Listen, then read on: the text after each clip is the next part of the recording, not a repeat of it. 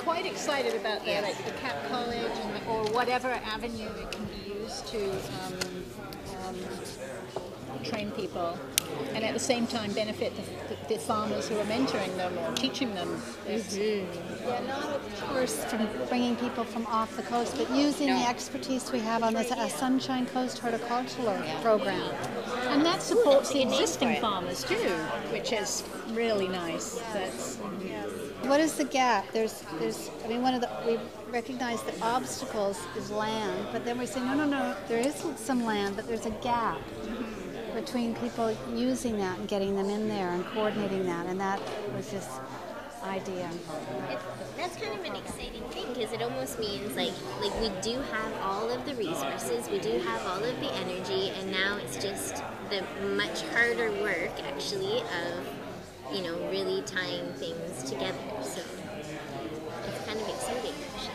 Well, you have to have the private landowners, which I assume we're talking about, supplying the land, private people, right? And also like public lands too. Like really, that's what public land should be used for. Like the Shirley Macy Park, right? That's 2 acres. I keep saying that one, but there's got to be others. But private land too. Yeah. Because it seems like maybe the municipalities would buy into it more if you had a set program. But on the table there, we were talking about how incredibly difficult it is, like to get land from municipalities and the town and district. And so I would think that you're going to be relying on private landowners who need to be committed too, which is awesome too. So you've got all different people from the community. So maybe as a part of this program, there's a coordinating piece that works year-round. I mean, we were talking about like a paid part-time coordinator that would coordinate people who want to garden with people who have land. Who's going to provide the equipment? Who's going to take care of the soil? Right. How is this going to happen? Thing of, I could clear some more trees to get some more light, but then I don't want to take down the grandmothers and grandfathers, and they belong there. And if everyone started clearing them, then we'd have no trees.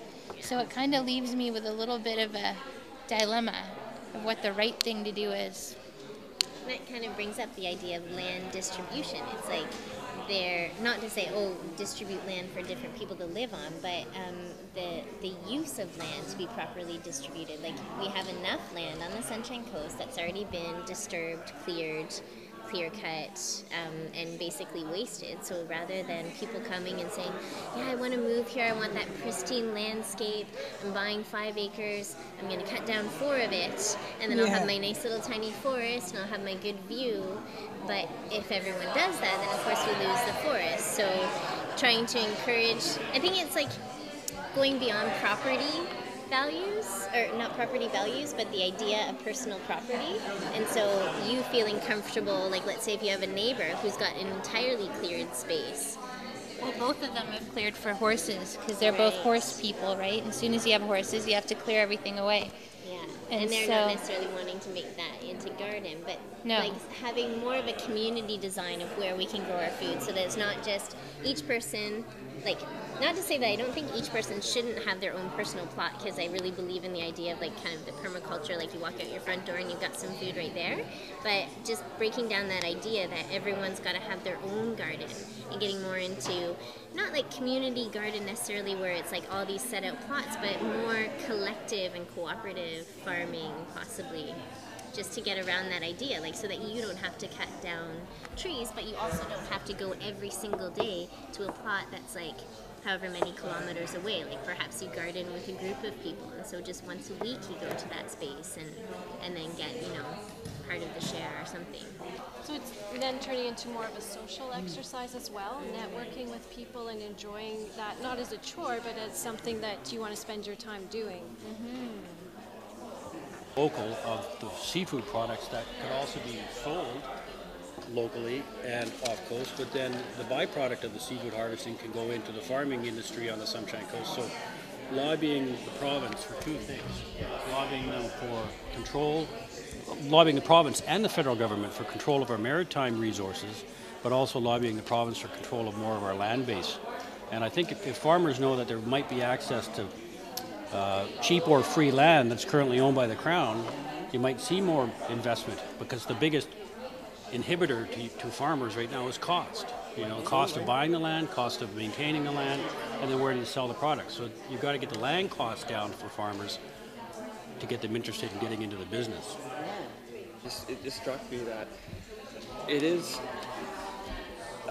in many businesses you get financing, you get support from, say, angel investors. Nobody in their right mind would invest in a startup farm.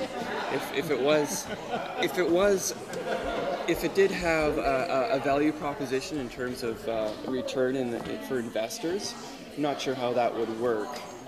I really don't know how that would work. But you know, as soon as you can start attracting investors to farming, then you're pretty much on your way. There is a big push towards land-based fish farming because I know that sea-based fish farming that's using non-organic processes is causing problems. Sea lice, chemicals, hormones, fungicides they're using to keep the fish alive. That's now affecting the small natural fry and salmon that swim by the pens. So there is a big movement towards land-based fish farming, which would give farmers access to the morts and the leftover fish products, but then it would also get that crap out of the ocean so we could get back to growing the kind of fish that are indigenous and seafood products that are indigenous.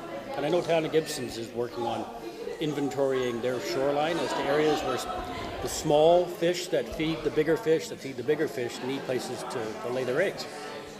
We have to talk about the value of the local farming, and perhaps we also have to talk about how local farming, what kind of benefits there are available to those that locally farm, and that may mean that the local government has to get more involved at looking at differential tax structures, incentives, and also too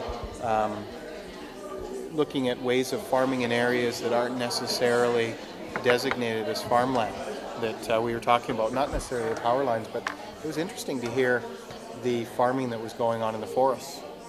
And if we could in fact do that, do more farming in the forests and use more land that we may have ourselves cut in the community forest that we'd never thought of before because we replant the trees, but some of the land is not that easy to replant trees, and they may not do. So that would be interesting to put more plantable land there. But you have to have plantings there that don't need a lot of upkeep, because you really couldn't get up there to water and look after it that easily. You just want to grow things.